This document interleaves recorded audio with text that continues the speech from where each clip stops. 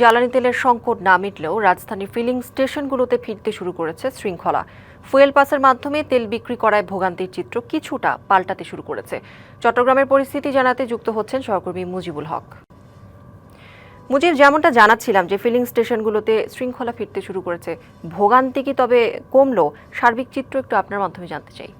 হ্যাঁ কৌরি, ভোগান্তি কমেছে। আমরা দেখেছি যে বেশ কয়েকদিন ধরে তেলের দাম আগে যে রকম ছিল দাম, সেই তেলের দাম বৃদ্ধির পর থেকেই দেখা যাচ্ছে যে যে সমস্ত ফিলিং স্টেশনগুলো রয়েছে সেই ফিলিং স্টেশনগুলোতে তেলের যে স্বাভাবিক সরবরাহ সেটি যেমনি বেড়েছে, পাশাপাশি দীর্ঘ অপেক্ষার পর তেলের যে সমস্ত মোটর সাইকেল চালকরা রয়েছেন, পাশাপাশি গাড়ির চালকরা রয়েছেন, তাদের তেল পেতে একটা দীর্ঘ ভোগান্তি পোহাতে হতো। এখন সেই ভোগান্তি আসলে নেই এবং নির্বিঘ্নে একেবারে অনেকটা ফাঁকা বলা চলে। যে সমস্ত ফিলিং স্টেশনগুলো চট্টগ্রামে রয়েছে তার বেশিরভাগই আসলে ফাঁকা, অর্থাৎ আসার সাথে সাথে 2-1 মিনিটের মধ্যে তারা তেল পেয়ে যাচ্ছেন, সেরকমটাই পরিস্থিতি আসলে দেখা যাচ্ছে। এবং পাম্প মালিক যারা রয়েছেন তারাও বলছেন যে তেলের যে আগের মতোই স্বাভাবিক যে সরবরাহ সেটি রয়েছে। আমরা একজনের সাথে একটু কথা বলতে চাই। আগে তো দীর্ঘক্ষণ অপেক্ষা করতে হতো, আপনারা এখন তেল স্বাভাবিক পাচ্ছেন কিনা? হ্যাঁ, এখন পাচ্ছি। 5 মিনিট হয়েছে দাঁড়াইছি, পেয়ে গেছি। লাইন চলে আসছে তাড়াতাড়ি। আগে আপনার মজুদ যারা করছে ও তো ওরাই করছে কাহিনীটা। এখন আপনার দাম বাড়ার পরে তার কেউ নাই, দেখতেছেন লাইন। এতদিন তো লাইন ছিল, এখন তো লাইন নেই, এই অবস্থা।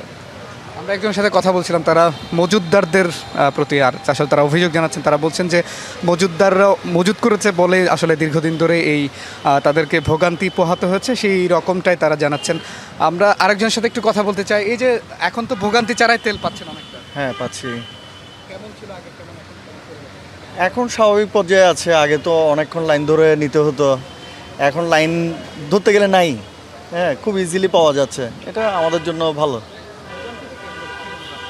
এটা সরকার বলতে পারবে তেলের সংকট কেন কৃত্রিমভাবে ওরা করছে, অথবা এখন কেন পাচ্ছে। এখন সামান্য টাকা বৃদ্ধি হলো, 20 টাকা বৃদ্ধি, কিন্তু আমরা তো পাচ্ছি।